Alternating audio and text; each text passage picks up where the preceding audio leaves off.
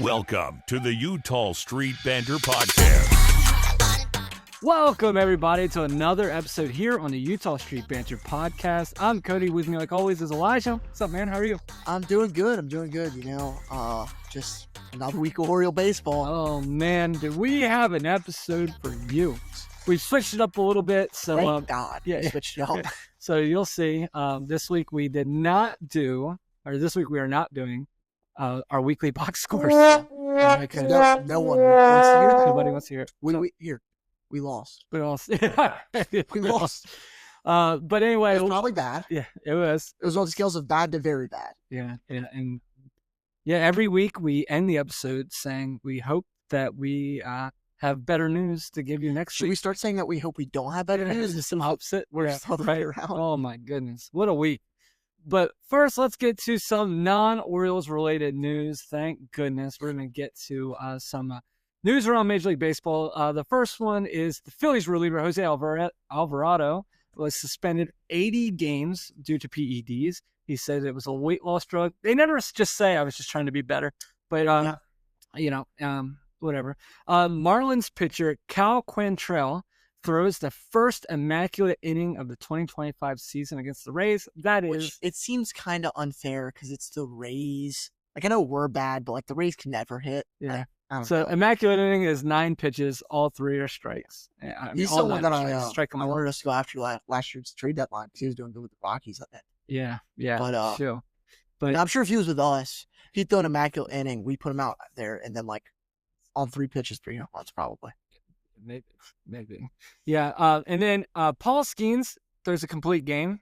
Yeah. And lost. But that's a pretty great game. You had Mick Abel pitching for the Phillies, so you had 2 young guys going against each other. 1-0 loss. Yeah, it's rough for Skeens. I will say it's considered a complete game. He only threw 8 innings because the Pirates, like typical, can't score. So I will say Skeens is gonna have a tough few years. Yeah. He doesn't seem to like it very much over there. I wouldn't either. I agree.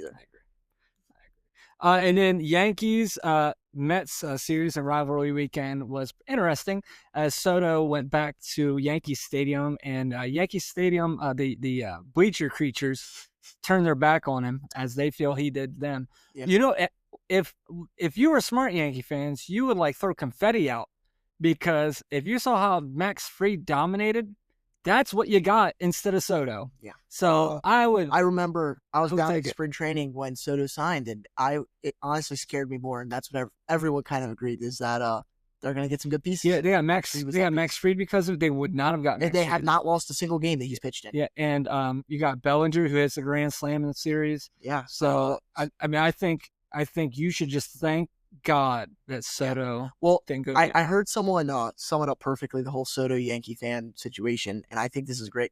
The Yankees are like the mean popular girl in high school, and the Mets are like their kind of ugly best friend or whatever. They like keep under their wing, but they don't want to steal any attention. Yeah. And they're okay like letting them kind of get the second and stuff. Yeah, that's But the minute that someone chose the supposedly lower friend over the popular girl, they lose their minds. yeah. I mean, when's the last time the Yankees didn't get the guy they wanted? And when's the Bryce Harper? Yeah, maybe. Yeah. You're not wrong. Yeah. They kind of get everything they want. Yeah. But they'll still complain. Right. And then moving on to a little bit of Orioles news. They can have him. Yeah, the Orioles DFA Kyle Gibson. I bet you the Yankees would turn him in. Yeah. So everybody will have a chance to pick him up off the waivers. I doubt that happened. But if not, he can declare and move into our farm system on our AAA. Yeah. I would be shocked. I think he's going to like free to see it be done. I think because he was getting ready to retire this year. Yeah, I feel like he might hang up the cleats. Yep. Yeah. So interesting week this week. I mean, I don't think anything else really. Oh yeah. So the Baltimore Orioles had a terrible week this past week, and it didn't get any better Saturday morning when everybody kind of turned their X machine on or Facebook machine on or whatever, and saw old man. Yeah, and saw that Brandon Hyde has been let go as the Baltimore Orioles manager. This is especially after Friday night's game where the Orioles left like 700 men on base. Just terrible at bats, terrible all the way around. I mean, but it's been how the season's been going. Yeah. This is the easiest in all of MLB. This is the easiest schedule that any team has, and we have not taken advantage of it because we did get swept by the Nationals and the Twins Twice. Yeah, and it's been rough. Make magic happen with Emily at Blue Crab Travel, your Disney vacation expert. Ready to experience the wonder of Disney? Let her help you plan the ultimate Disney getaway. Whether you're heading to Disneyland, Walt Disney World, or a Disney cruise, she has you covered. Emily can take care of custom Disney itineraries, tailored to your family's needs and preferences. She also can help find you exclusive discounts on Disney hotels, tickets, and packages. Imagine a stress-free vacation with hassle-free booking for accommodations, dining reservations, and fast passes. From character meet and greets to thrilling rides, Emily will make sure every moment is unforgettable. Email Emily Jones today at emilyjones@bluecrabtravel.com to start planning your dream Disney vacation. Brandon Hyde finishes his career as Orioles manager with a 461 winning or average winning percentage. He has 421 wins, 493 losses. He was hired in 2019. He won Manager of the Year in 2023. The only thing I will say about the 461 average, winning percentage, I should say, is there was some years where he wasn't supposed to win. Now, I mean, you think the first 3 years? Yeah. So like he came in 2019, like you said, and then just 19 was awful. Yeah. 20 would have been worse if we didn't have a pandemic. 21 wasn't great either. So if you take out those 3 seasons, he was. But you also look at it. Is it he that did good, or is it the fact that look at the shirt that Cody's got on? He's got a whole bunch of young guys. Yeah. Is that what happened? Yeah, right. So it's one of those things where they hired Mansolino as the interim manager. He was the third base coach. Oh man, I got a lot of thoughts on this, but Elijah, I want you to take over. What do you think? What's your thoughts on this? I don't know. I don't think most people would say that they hate this, but they don't love it either, because Hyde did a lot of wrong, right? Over his course as an Orioles manager, we all had problems with him, I think. But I feel like he generally was a good manager. It seemed like the players liked him. They liked working with him. Other than this year, there really wasn't any internal issues, it seems like. I mean, this year, we don't know what's happening inside the clubhouse. Yeah. But everyone seems like best friends, and it seemed like he created a really good culture. Yeah. Which, from an outside perspective, you can't say, well, was that him or was that them? We don't know. But you're just going to go on the basis. He's the leader of the clubhouse of the team. Yeah. That was probably him. He did a really good job for a lot of great years. I could tell you right now, in 2019, if you asked me how long he was going to be a Orioles manager for, he would not be the manager right now. Still. You would say when Adley Rutschman comes up. Whenever we had, in my head, you say, okay, you have a year like 2022 where you almost make it. 23, you have a new manager. That's what I would have thought. And he was able to stick around. I mean, he won Manager of the Year for a year. He had a lot of good memories with the Orioles, and I think that's how we should look back on him.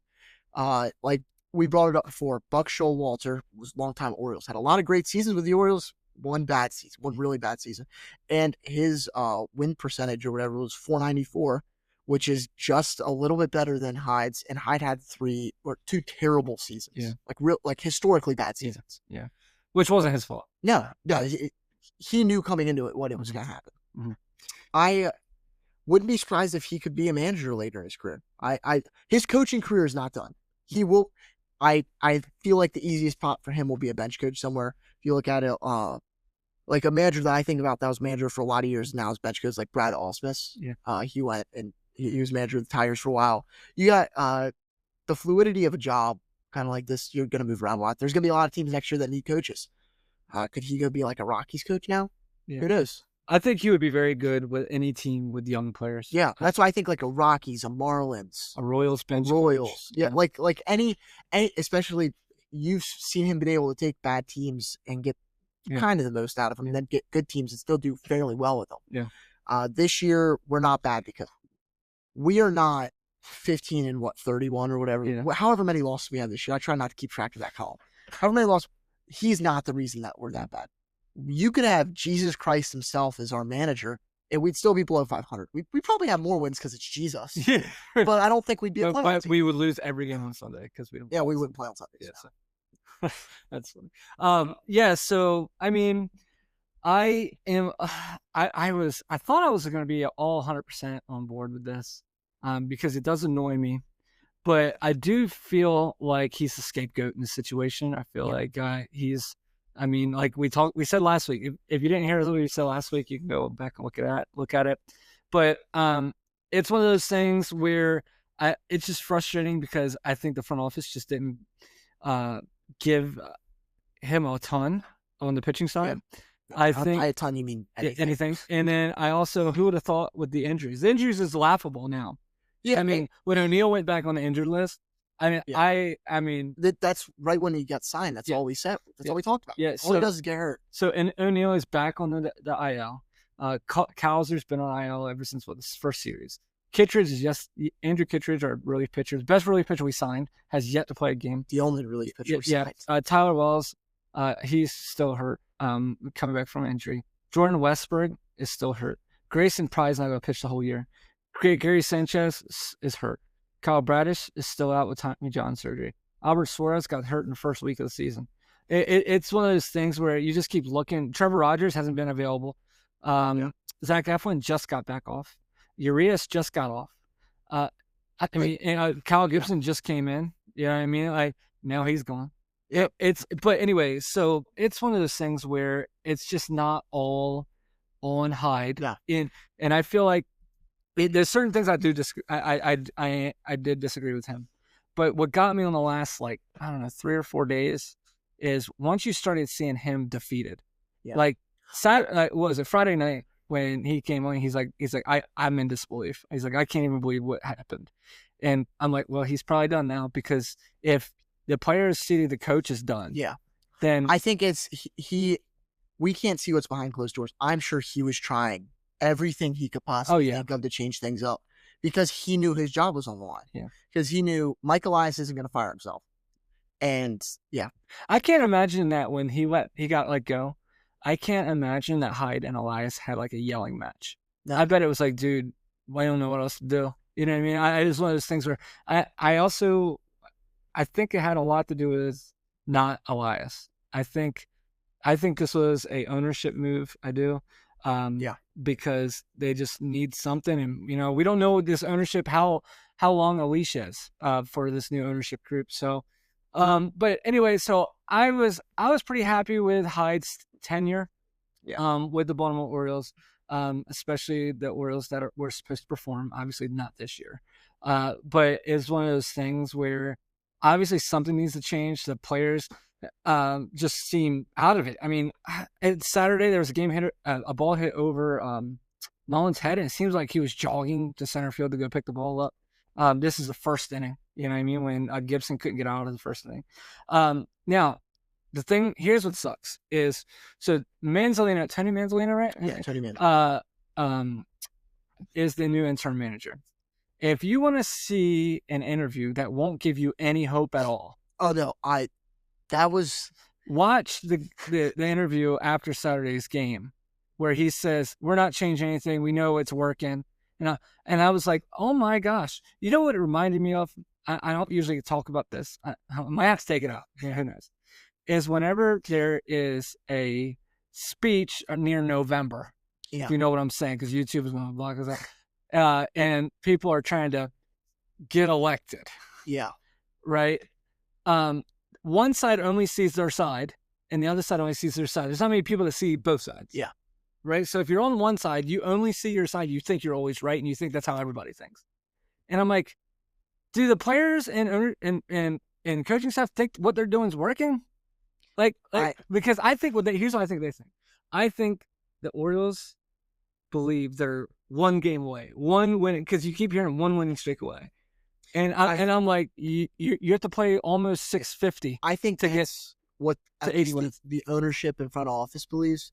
I can't imagine that this season there's probably been a growing hole or a canyon or a cavern between the group of players down that's in the dugout every day and some of the coaches and the front office and ownership. Yeah. And I can only see how moves like this is just it's just caving in. Oh, yeah. It's making itself worse because even like some of the stuff Mansolino said when he was addressing the whole him being manager now. Yeah. He lacks so much confidence that I haven't been a manager in 6 years. I really don't even know what I'm doing, basically. I mean, it was, if you have a chance, everybody, look it up. Just watch everything anyone said, because even I don't know where else it's been posted, but I saw the Baltimore Banter Sports had some videos come up with like Adley and Gunner and some Eflin quotes, and the players are so defeated. Like the general message is, we sucked, and this is what happens because we suck. It's crazy. And the one good thing that we can all say is, we know, I played baseball for a while. You play baseball. You're around baseball players all the time. If you ever played baseball, you know how a baseball player thinks. Generally, they all know the season. They know there is no coming back. Especially, everybody compares this to the Astros of last year, but the Astros had pitching. We don't. So the Astros had Hunter Brown. Yeah. Who's been the best pitcher. The Mansolino, I think the interim thing is a pretty important part there. But also, I think if they were really trying to win for this season, this would have been thought out a little bit more. Yeah. And once they let Hyde go, somebody with a totally different mindset would have jumped in the seat and kind of taken over, like a Skip Schumacher or somebody like that. I wouldn't have been upset if they just brought in a completely new person. Yeah. Like, because right now it's almost like they all feel bad for themselves. It's embarrassing. But I will say, I know we've just really talked down on this whole thing. Melanie Newman actually put out a tweet the other day during the game on Sunday, and basically the tone of the tweet is, this is the most energy that she's seen in the dugout all season. And she's in the dugout every game. And she said this is the most energy, the most talking. Gunner and Cedric kind of taking the lead a little bit on some being up and loud. Yeah. And she said, like, this is direct quote, it's been an uncannily quiet dugout most of the year, which I don't know if anyone listening's played baseball. Your dugout's not supposed to be quiet. Yeah. Like, that's how you run in practice, is your dugout's quiet. Like, she said, they're loud today. It's noticeable. The end. And I think that's kind of an important thing to think about is, I don't know if it's that they feel a sense that it's their responsibility. They're going to take more of the brunt of this responsibility, but that's yeah. I don't know. But Mansolino, so I mean, he comes from a background, baseball coaching background. He's been around for a long time. He's been our third base for a while. Yeah, I think the reason he's the manager is because of his experience. I think, I think if you wanted to go with if Mansolino wasn't there or had any less experience, Buck Britton would definitely be the manager. Yeah, I think this is almost a move that Buck Britton's going to be a MLB manager for a long time. This is almost, they didn't want to like throw him in too early. Yeah, because he's our third base coach. Yeah, and make him answer the hard questions. Yeah. Whereas Mansolino, he took over when Terry Francona was sick. Yeah. So he kind of knows how post game conferences go, all that stuff. So they probably knew that he could handle it. Yeah. But if it's true on what they said, so he said that he found out Saturday morning that they already fired Hyde. Yeah. So there was no discussion of like, hey, you're going to be the manager, you go with that, or anything. That worries me that because he felt like, when you listen to the interview, he felt like he was thrown at. Like it seems like he would not have even expected his name. It seems like he would have thought, like, they had to have known that something was going to happen. Yeah. It seems like they would have thought that he didn't think he could be possibly in this situation. Someone else would. The only person that would have been more shocked at getting the head coaching job was the guy sitting in section 27, row 7, seat 13. Yeah. That's the only person I would have been more surprised. It's just crazy. I'm like, you didn't see? Are you kidding me? Like, everybody's talking about this. Not that and I truly don't think it's Hyde's fault, but I mean, this has been the talk of the Orioles in baseball. For the past week. I mean, the Orioles pitching is at the worst state you could possibly imagine for what we're supposed to be. ERA is a 5.55, 29th in the league. There's only 30 teams, guys. The FIP is 5.03. That's last. Opponent's average is a 284, which is 29th highest. Opponent's OPS, 854, 29th. Home run per 9 is 1.7, which is last. Average fastball velocity, 92, last. and a WAR, whatever you want to think about that, but it's as a negative 0.5. So that being said, when you see WAR as a negative for Orioles pitching, that means it would be better if they would put a T on home plate and had to then hit the ball just anywhere you want, because a negative the replacement, basically the 26. So we are half a game worse than the 26th man, the last bullpen pitcher in any given MLB roster. Crazy, except for the Rockies. Crazy. I'll give us that. So we have, since we're all in this nice discussion together, you're with us, and we're all just trying to make it through this.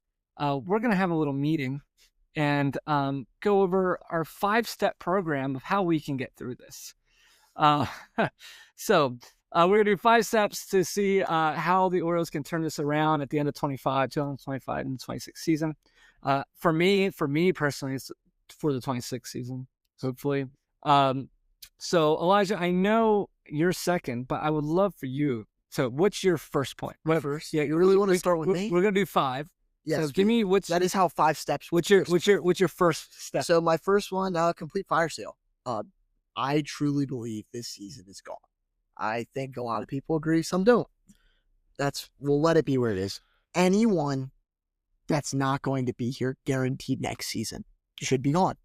We got to get as much out of them as we can. We're not going to get serious pit. We're not going to go get Paul Skeens for any of these guys, but you can get some pieces, some depth. But if you can, we give them all. Well, if they wanted to take them all, I'd absolutely do that, because I think we should get rid of all these guys. The first one I'm going to say really depends if we don't resign him, because I think we could resign him. I'd be content if we resigned him. Zach Eflin. He had a really, really rough day, his most recent start, but he's been good. He's been solid. Good him. Cedric Mullins is the only one I don't know, but you've already put a bomb in this. You've already released an atomic bomb in the dugout, in the clubhouse with the hide fire, and why not just blow it all up at this point? I would rather watch us lose 5 days a week, knowing that we're just trying to lose, and not that we're supposed to be good and trying to be good. I don't know if that would help your mental health, but at least if I saw us, okay, Mullins is gone. O'Hearn, Ramon Arias, Emmanuel Rivera, Brian Baker, Sir Anthony Dominguez, Gary Sanchez, Tomoyuki Sagano, et cetera, et cetera. Anyone on a 1-year deal should immediately be on. And anyone that's really not going to provide value. If we have any relievers that say they have 2 years left, but they're probably not going to be good next year, just go ahead and do it. Yeah. Charlie Morton, if he starts bouncing back, trade him. Why not? I won't go on to my next one, but I think that has to be the start for this season for me. Yeah. I feel like our points, we did our points totally separate. So, but you can see where everybody, I think, feels the same. My number one thing is trade for a pitcher with control. Yeah. I have no desire to trade for anybody with no control. I would love to trade for, I don't know what it would take to get Bubba Chandler from Pittsburgh, who for some reason they will not bring up. Bubba Chandler is Pittsburgh's version of Kobe Mayo, where he's dominating in AAA, but they won't bring him up. I also like Mick Abel for the Phillies. I also like Andrew Painter for the Phillies. Those are the people that I feel like we'd have a shot at getting. Maybe not, but so we have veterans. Veterans are always traded for prospects. Yes. Okay, just to give you a heads up. So Phillies are in desperate need of relief pitching because Alvarado just got hurt. Just got suspended, and a center fielder. We have both. Some of our friends over at the on another podcast that we did, Junks on the Pond. Sorry, guys. They said Cedric Mullins and Cano. Yeah. And I think I'd do that. I would do that. And for like Mick Abel, and there was a couple other prospects. But I like Andrew Painter. Either one. You got to think the reason why the Phillies are bringing those guys up is to show other teams that they can play, that they can pitch in the big leagues. But I saw a lot of people already say with the whole what's his name? What was the reliever? Jose Alvarado stuff going on. So Mick Abel may have pitched his only game as a Philly. Yeah, it's possible that they get rid of him, because they're going to try to compete, and they're probably going to make something happen soon. Right. Yeah, and then the other guy that I would, a guy you spoke of some people getting rid of, but O'Hearn's one of those guys where do you want to get rid of them quick? Yeah. Because you want to get rid of these guys while they're on the top. Well, Eflin, it's not even just getting rid of them quick. It's the longer you wait, the less value they have to another team because the less they play for. But that's true. That's the thing is, you think about Ryan O'Hearn, even if he keeps up his success right now till the trade deadline, you will get less for him. Yeah, because he's only playing absolutely the rest of the season. And he's a left-handed power hitter. Zach Eflin will bring in a hole. Yeah. Mullins should do well, but I would almost say this though, is this isn't a fire sale in my opinion to the point where we're selling off. This isn't Adam Jones, Manny Machado. No, that's not what I mean. Yeah. So it's you have to win the trade. Yes. Oh yeah. Absolutely. If you're not going to win the trade, don't trade. Because we're not trying to dump payroll. No, it needs to be kind of almost a half thing. If you can get close, if you can get like a AA, AAA players, pitchers maybe, that are able to come, like Brian Baker, Sir Anthony Dominguez, it's two relievers, give them to a contender for two prospects that could probably be about the same level. Kind of like a Seth Johnson level prospect, pitching prospect that we gave the Phillies last year. And if you can get one or two of those back to go throw in AAA, that's going to help us next year because that's more depth. That's who we need back. We need, and yes, replenishing the farm too because we've obviously depleted it with all of our prospects. But you can't be getting one Dean Kramer back for every 4 people you throw out. Right. My number 2 step is to get Kobe Mayo playing time. Yeah. This has to be done. We have to start doing this. We have to start bringing people up to see if they can perform, not just for the Baltimore Orioles, but because if you are going to make trades, you need to show other teams that they can play. The only thing that's hurt Kobe Mayo's trade potential is the Orioles and Kobe Mayo not performing, and the Orioles giving him a lack of shots to perform. So we're going to see if really Hyde does control the lineup.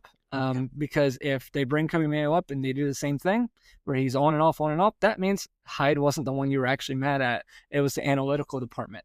So Mayo needs to get some playing time. I don't miss shuffle some positions around to get him playing time. You might hate this. You're going to hate this. You ready to hate it? Okay, this is how we get him playing time. You ready to hate this? All right. Gunnar Henderson, third base. Holiday, shortstop. Westberg, second base. Mayo, first base.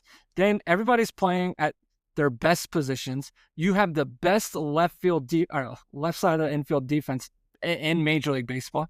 You could do the same thing and just have Gunnar at short, Westy at third. Then I just don't think Westberg's a very good third baseman.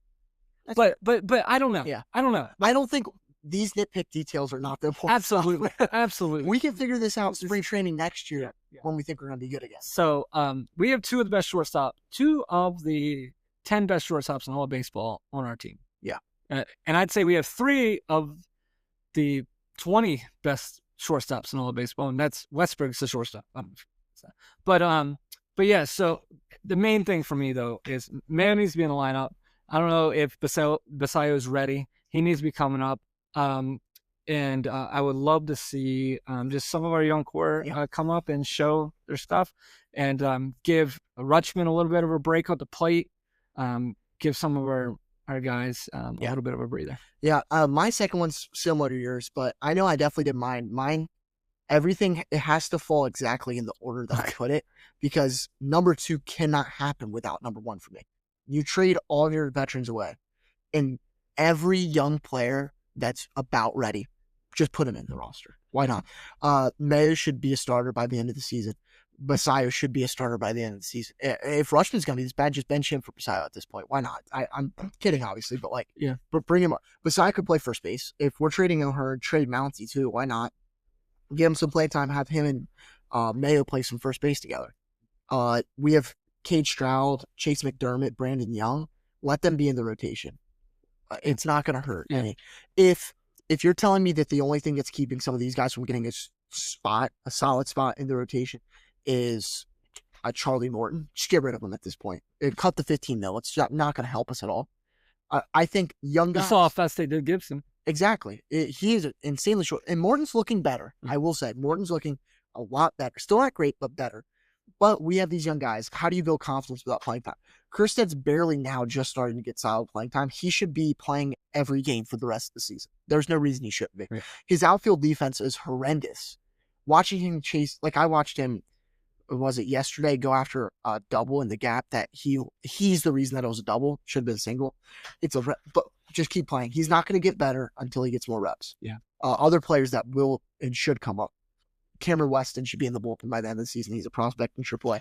Dylan Beaver should get playing time in the outfield. Alex Pham's been stuck at AA forever. It seems like he is good. Bring him up to AAA and get him up to the major leagues. Why not? Any young player that we have needs to come up. Yeah.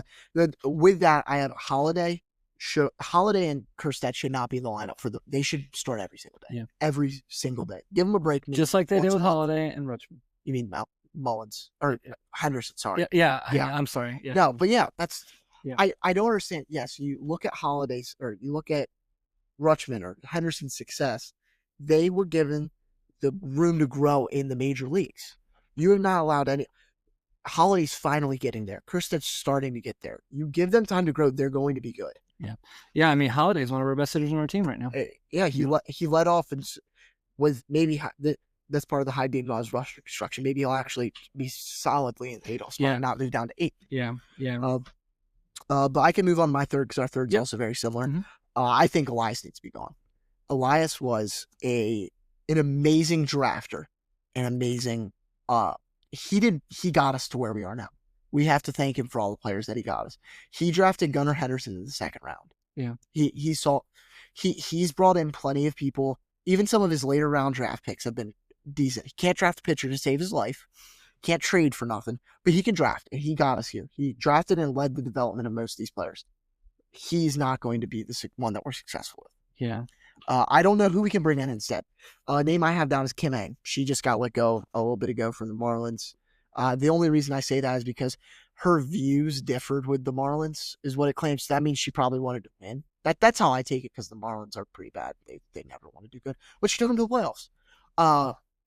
Could she help? No clue. Will hurt someone else. I don't know enough GM people that are out there. As long as Sig Meidel doesn't become our GM or something like that, as long as he somehow doesn't get elevated, just get someone. Right. And same with coaches. We need a new manager. I already said Brad Ausmus. There are a lot of free agent coaches available and managers. I think we need a new hitting coach. I almost kind of want clean house. Robinson Trinos can stick around. Tony I like Mansolino at third. Like our base coaches are fine. Buck Britton should always be there. We create names and titles for random coaches all the time. So get some good guys, experience in there. Yeah. I think that's really a key. That'll happen after the season. So I've moved on really to the off season now. Where we? Yeah. So my opinion on what you just said, a couple things is, I am not on Elias leaving. I want Elias to stay. I think the biggest thing that could come out of this is that ownership and Elias realizes they have to spend some money now. Yeah. Like now where it's not going to just work out. So maybe we learn. I will say, I don't know if that's possible, but if it is, I'd love that, because I would even love to say you have someone come in and yet again creating new titles for coaches. They do that with president of baseball ops, VP of ops, baseball commander, or whatever you're going to, commander in chief. I don't know. They come up with weird titles. You can have someone come in that's of equal level to Mike Elias, or a high assistant or something. Sure. If they could just work off each other, because I think Elias is like half of an amazing GM. There's just certain aspects of it that he's great drafter. He's great. Like Yeah. like I said, he is the reason that we are here. Yeah. But that's Yeah. all credit to him for getting us here. I don't think he can take the next step with us. So if you get someone in there to work together so he can still focus on drafting and developing, or even make him like the head of minor leagues, right, or just the head of all team. Like, I mean. So my third step is getting a coach, a head coach for the Baltimore Orioles. I have a couple options. None of them will be used, so this is mute. But I love Joe Madden. I thought he did a great job. I think he's great. I also love Mark DeRosa. He's one of my favorite. I think that'd be a great option. Yeah. Great ones. So I mean, one that I think I've heard this kind of skipped around. I don't even like saying skipped around, but now I can't. Is Ryan Flaherty. Ryan Flaherty. So here's the issue with Ryan Flaherty. He's only saying that just because he has no relationship with anybody that's there now. No. Like he'd be the same as just any hire. So, but that keeps surfacing. I don't think we should get him unless it's like a Buck Britton someone internal. I do not believe we need a rookie manager. You're right. I think we need someone with experience. Yeah, so the Joe Man, He kind of lost it there a little bit with the Angels. Right. That could be just the Angels. Nobody. No, I know. The Angels went and got like a Ron Washington. I would love. Is Busty Baker still able to walk? Yeah, I don't know, wheel him into the dugout, like just someone that has experience. Yeah, I kind of want an old school coach. Yeah. And just Buck Showalter is not coming back, guys. So I know you all keep. I saw him. I saw him in spring training. He said he loved the Orioles, but you could tell he's done. Yeah, he's enjoying. He's not gonna go to the team that the GM that fired him. Yeah. All right. My number 4 out of 5. My number 4 is signing 2 pitchers in free agency during the offseason. This is a must. If they didn't learn anything, if they go out of next year's offseason without pitching, it's done, guys. Like you realize they didn't learn anything.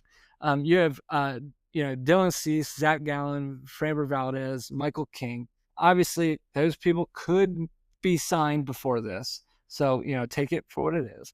But there's some good talent in the pitching sector, and there's really some good secondary talent also that we could hopefully take advantage of. It's just, will they? They're gonna have to show me first, because I just don't trust anything. I'm around where you are. I agree. We need to sign a lot of players. But I think first we should even just trade for someone, because we've seen we have too many people. Yeah, well, that was on the top of my list. That was my number 1. Well, I know that's your number 1. I don't know what it'd be used though to have Andrew Painter come in this season. You theoretically you're gonna give up less for him. I'm not playing for this season. No, I know. But theoretically, if you get the people up in the major leagues, if they play good, you get more value for the people you can trade away, or you let him fully rehab and see if he can prove himself. And if he struggles, then you get more. You give up less for some players. It's going to be interesting. I think we need an established pitcher. I would like to see, which is why you signed someone. I don't know if they're going to be able to fork up Dylan Cease money. I just don't think you'll see the Orioles ever spend $200 million on a pitcher. Yeah. I think if you're going to trade for, I think it's more trade for a headliner, like we kind of did with Burns.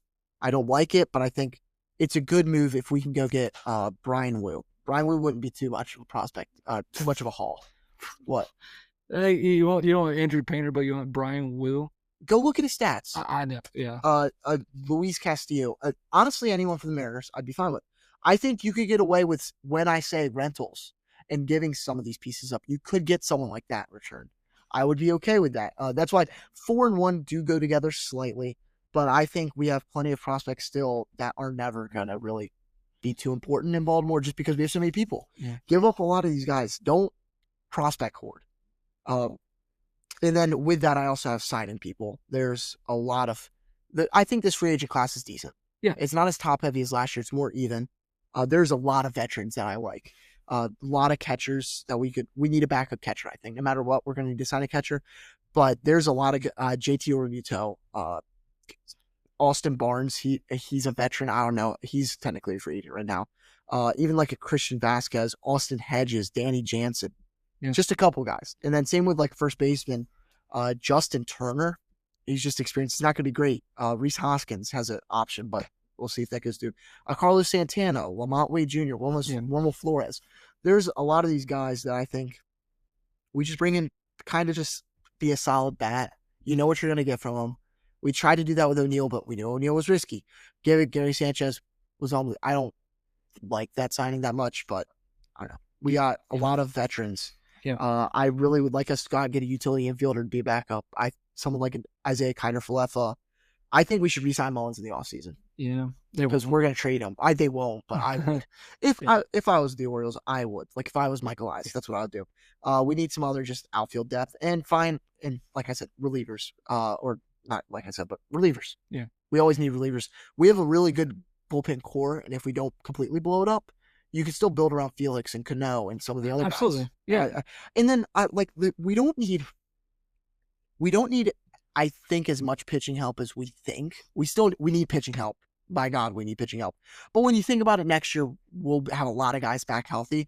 But Grayson's not going to pitch a whole season next year because I don't believe he can do it ever. Yeah. I'm not going to believe that he can do that till I see it.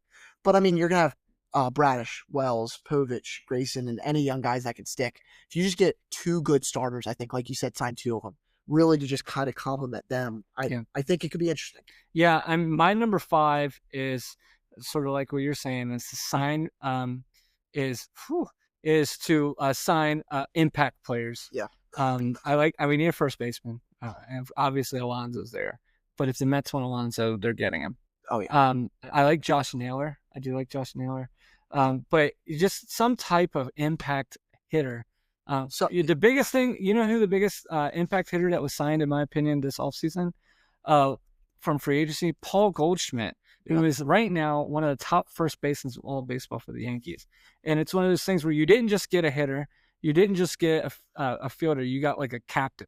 Like, which he's not a Yankee captain, I'm not saying that. But what I'm saying is you got a classy dude that like will help in the clubhouse and help on the field.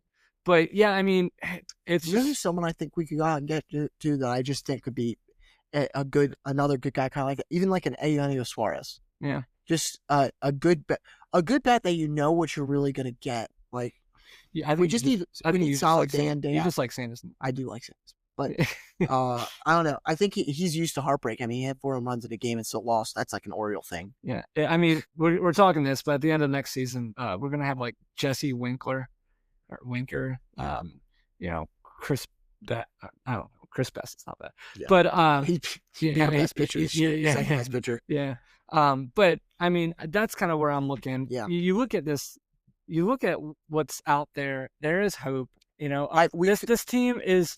I just told you earlier in the show that the flaws that our pitching has. Yeah. And every every game, man, it feels like first inning we're down by 5. Yeah. And I do want to know, like, I wonder how much of our offensive struggles is just more mental than anything, because when you get down, it's just hard to get back up. Oh, yeah. And, like, I think if you look at our offense, this year is probably going to be an outlier because they are struggling. Yeah. And the offense is not as much of a worry as some coaches probably might need. We might need a shakeup. That's more than anything.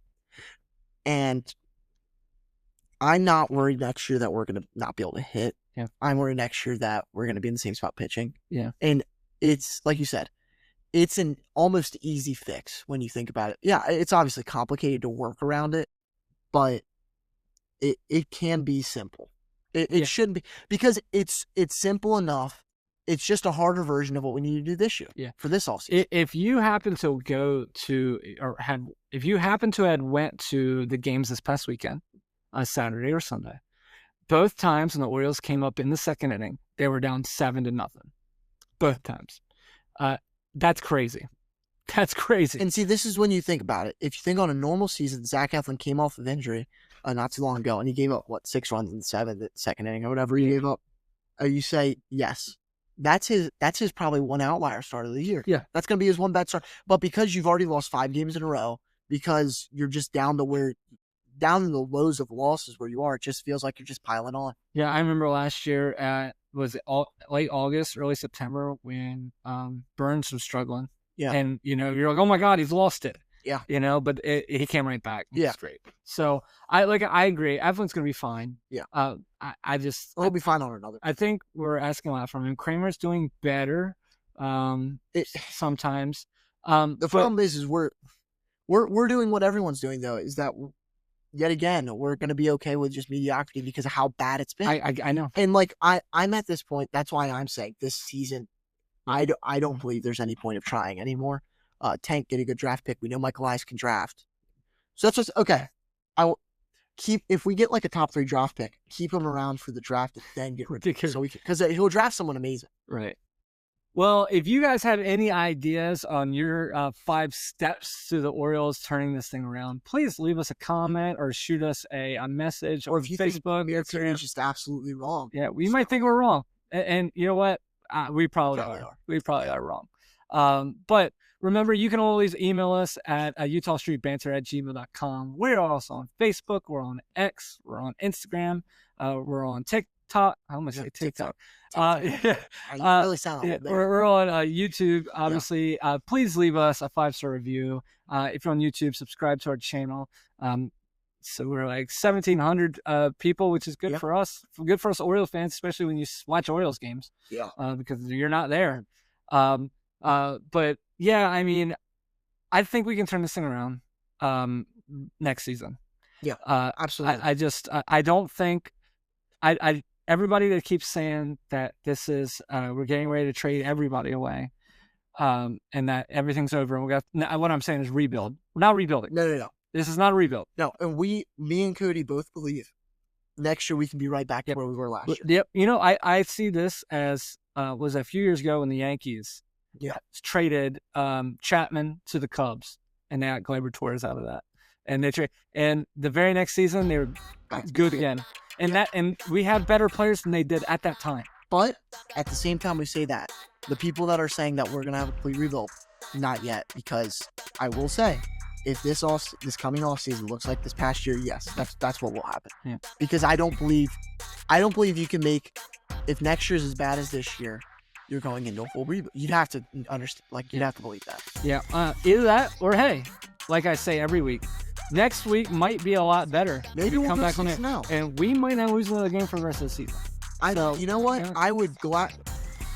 I will quit the podcast, quit everything if we make the playoffs this year. Yeah, I'm not gonna say that because that's still somewhat. Yeah.